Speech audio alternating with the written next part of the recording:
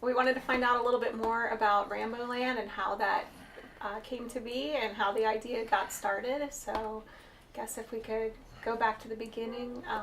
You had some trouble finding an apartment to live in? Yeah. Yeah. Could you tell us any more about that? What some of the problems were? Basically, Ron wanted to, he was living in the towers on Prince Street. And he did not like living there. Okay. So he didn't like the whole vibe of the joint. So basically he wanted to move out and get his own place. So he was going to go through the Section 8 voucher program.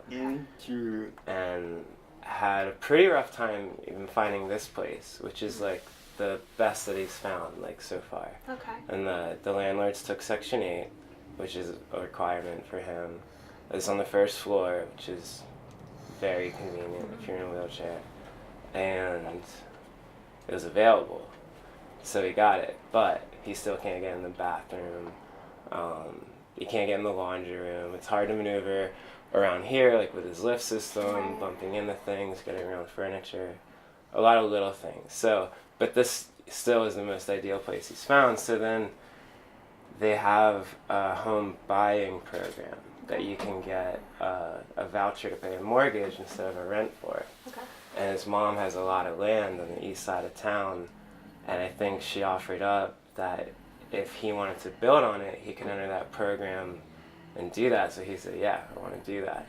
Well, he went to Tabor first, and I think something happened with that where they said he wasn't qualified. Okay. And I don't know if he reapplied. Actually, I mean, the whole thing got bagged because Ramboland kind of snowballed into this, setting a precedent for what it can mean for somebody with a disability or in a wheelchair, as far as the burden on taxpayers is better. You know, like the effect on the planet, the quality of life within the home, the extra income from selling the extra power, the wastewater treatment savings, the rainwater collection, the gardens in the backyard, just logistically in all sense, every sense of the word, making total sense and making it a better situation for everybody involved. So then that, I mean, the home buying program isn't really too relevant anymore because I think they're going to go like a private funded route. A private builder. Yeah. Okay. And the person that started helping you with is Max, is that right? And was the original thing his idea or your idea? Where did the idea come from? Why? Your idea? Okay. It's nice that your parents had the land where you could do something like that. So what is the stage of Ramboland right now? Just trying to raise money to get it going? It's gone through a lot of stages. It's just kind of, so right now basically all the design is finishing up, yet they're going back one more time to do a once over because every time something progresses we get more support, and then it kind of takes a step back to reinvent the ideal of what they're accomplishing before in a better way. And that's been happening for 10 years. Oh, wow. Yeah, going on 10 years now for better. Yeah, for the better, really. I mean, it's made Ron wait a lot longer to have, like, you know, like a usable bathroom or whatnot. But I don't think anybody knew what we were getting into at the beginning. And I think the project was a little more ahead of, like, what people could wrap around, like, as far as, like, all the systems and the idea of, like, creating this environment for people, you know, with disabilities or whatever.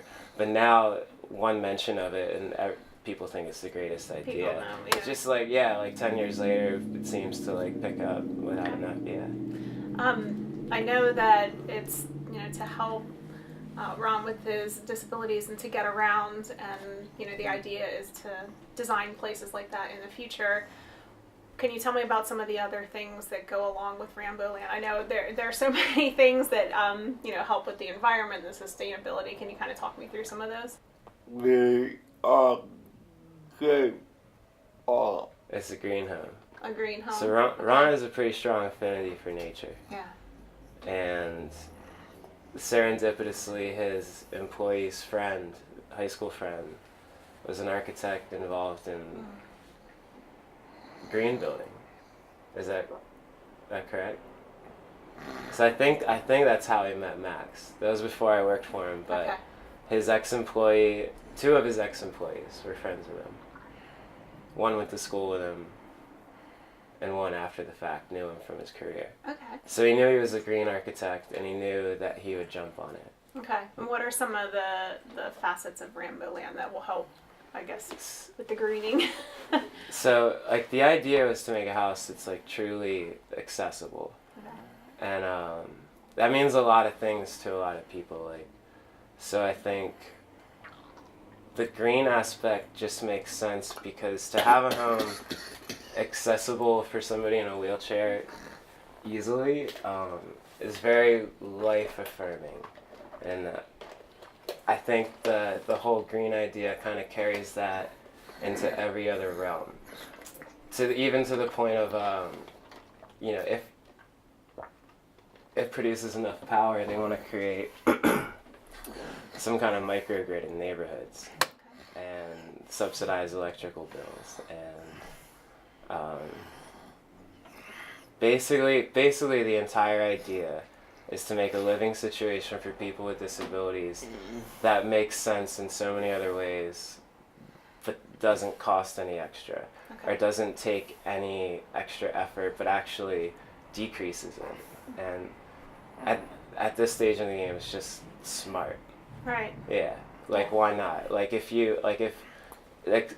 Ron gets a Section 8 voucher for rental, and then he pays a portion of it with Social Security, and these same things, instead of going through this, like, landlord-tenant system, can go towards, like in this instance, a nonprofit owning the house and leasing it to somebody that can put it to good use, which the first one's going to be Ron in Ramboland. Yeah. And basically making all these systems, whether they're financed or, you know, like through a bank, or in our situation through donors and stuff like that, to make this like a pilot house. The solar energy, the rainwater collection, the wastewater treatment, the fact that anybody can live there, whether they're in a wheelchair or otherwise, you know, like have some special disablement that prevents them from living in a lot of places. Because, I mean, that's the other idea. A place isn't inherently green if it's not accessible. Yeah. It just means part of the population can't use that building whatsoever. Right, but Yeah, there's a lot so- of people I could see that would want that type of house, Absolutely. even if they didn't need it for that purpose. Look, yeah, you never know. So, what is the exact stage that it's in right now? Still fundraising and kind of getting that pilot home ready? Yeah. Yeah. So we had a big rock show in October, Okay. a small I fundraiser. saw that online. Yeah. And that was more or less just to get the community more aware. Okay. And but he's looking at now a couple larger private donors and companies that may or may not fund the whole thing. I mean, Yeah. that's just been the way of things, like putting the feelers out there, and a lot of things hit, some things don't. Yeah. But it's looking really promising. He has, I mean, we can't really like name names, but it looks like one is like very, very, very interested in making it happen. Yeah, Yeah. Well, that's a great idea. I know you like to go around Lancaster and hang out at different places. What are some of your favorite places to go? Square one. Square One. For coffee. Is there anywhere else you like to go? Yeah, take a lot. The tap room every The Tuesday. tap He room? likes to go Okay. there. Yeah, it's taco night, Oh. but he gets a pork sandwich. You don't like the tacos?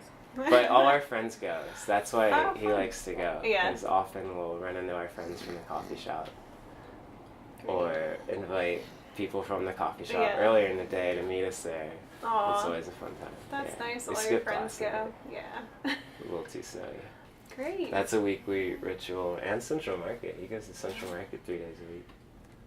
2 days a week now. 2 days a week. Ron has many friends at the market. So every stand we shop at, it's more small talk than shopping. Yeah. He goes to the Mean Cup, and he's got friends that work there, likes to say hi. And then Earl Groff across the way. He likes to get his lettuce and his vegetables from him. Talk to Earl. Great. And then get lunch. And then we always visit Laura's stand, Green Circle Organics. And our friend Kathleen. You have a lot of friends, Ron. Yeah. Yeah, that's nice. Are you excited about Ramboland? Yeah. Yeah. Are you hoping the house is built pretty soon? Yeah. Yeah. He did. He said this year. This year? He's hoping. Can you think of anything else to do with the project that you would like people to know? What's that?